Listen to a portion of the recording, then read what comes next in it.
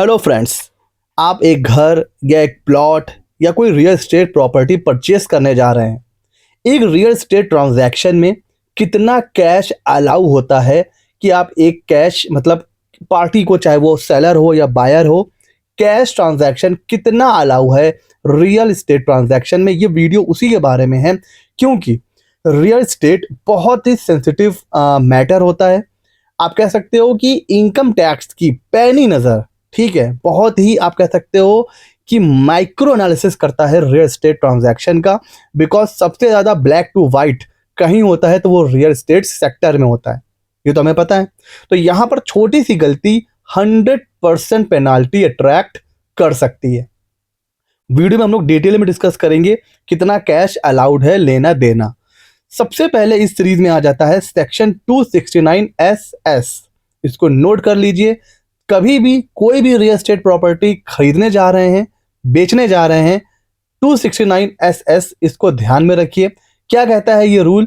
ये एक cash receipt का रूल है। कहता ये है कि आप किसी एक पर्सन से 20,000 20,000 या फिर उससे ज़्यादा आप कैश में एडवांस नहीं ले सकते। कोई भी एडवांस, सिर्फ रियल एस्टेट नहीं, कोई भी एडवांस। बट अभी हम बात कर रहे हैं रियल एस्टेट की, तो उसी पॉइंट ऑफ व्यू से बात करेंगे कि कोई भी प्रॉपर्टी का एडवांस हो, बुकिंग अमाउंट हो, जिसको टोकन अमाउंट भी कहते हैं, एग्रीमेंट हुआ है या ना हुआ हो, उससे मतलब नहीं है। अगर आप 20,000 से ऊपर कैश लेंगे तो आपके ऊपर लग जाएगी 100% पेनाल्टी ऑफ कैश रिसीव्ड। जैसे अगर आपने 1 लाख रुपए कैश लिया तो पेनाल्टी भी लगेगी 1 लाख रुपए की। तो आप कैसे ले सकते हो? बस वही है, बैंक ट्रांसफर, अकाउंट पे cheque, UPI, NEFT, RTGS, demand draft. Bank to bank transfer कितना भी ले लो, कैश में आप advance, token money, booking amount कुछ भी कह लीजिए, 20,000 से ऊपर नहीं होना चाहिए। ठीक है।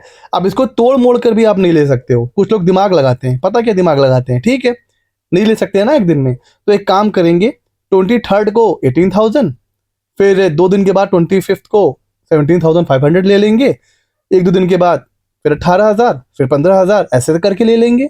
तो क्या ये सेफ है? जी नहीं।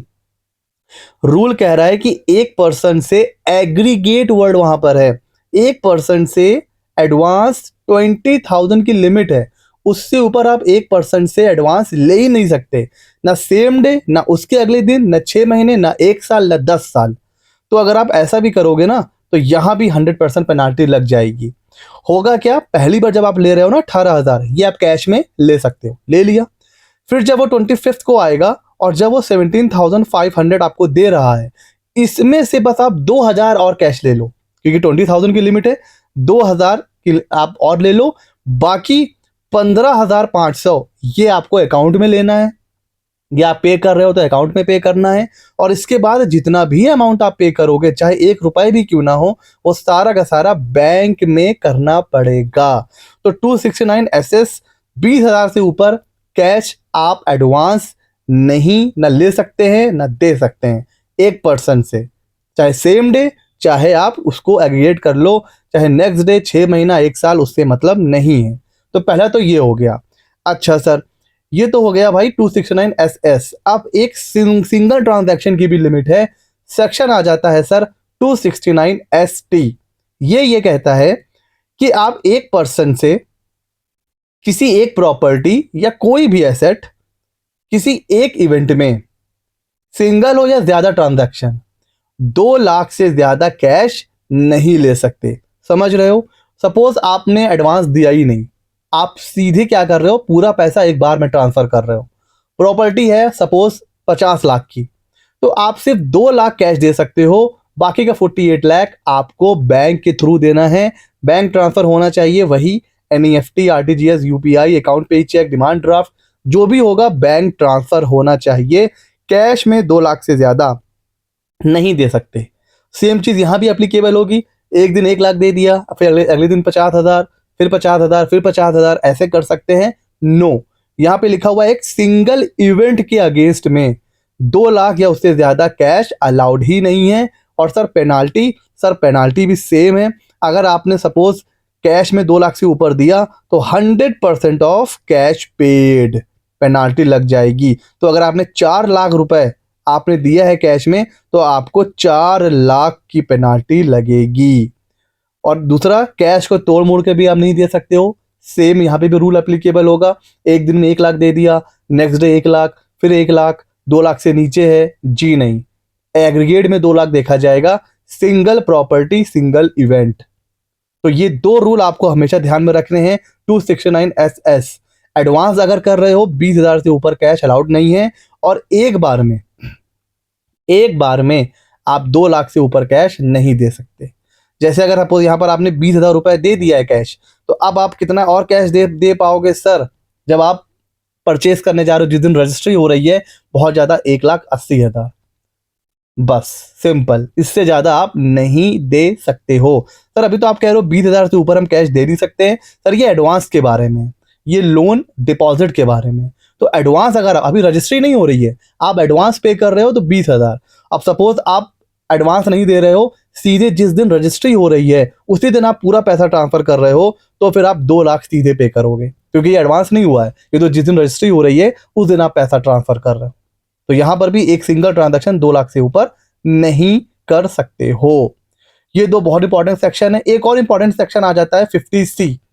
अब ये कैश से डायरेक्टली रिलेटेड तो नहीं, लेकिन फिर भी अगर आपकी सेल कंसिडरेशन स्टैम्प ड्यूटी से कम है तो स्टैम्प ड्यूटी को ही फुल वैल्यू ऑफ कंसिडरेशन माना जाता है।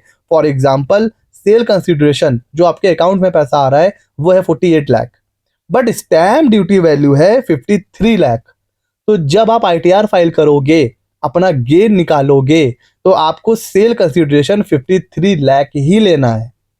और बायर को भी, बायर के हाथ में, एक तो सेलर के हाथ में कितने सेल कंसिडरेशन जाएगी 53 लाख, और जो बायर जो परचेस कर रहा है ये माना जाएगा कि आपको 53 लाख की चीज 48 लाख में कैसे पड़ गई।